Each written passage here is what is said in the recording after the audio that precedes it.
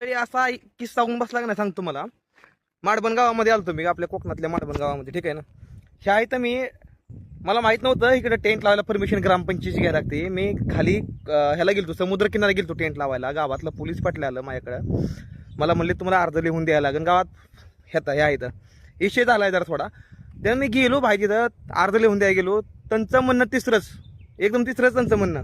Video टाकणार आहे मी थोड्या वेळानं. असं झालंय का नाही भाई, अशी एवढी बेकार वागणूक जीवनात पहिल्यांदा.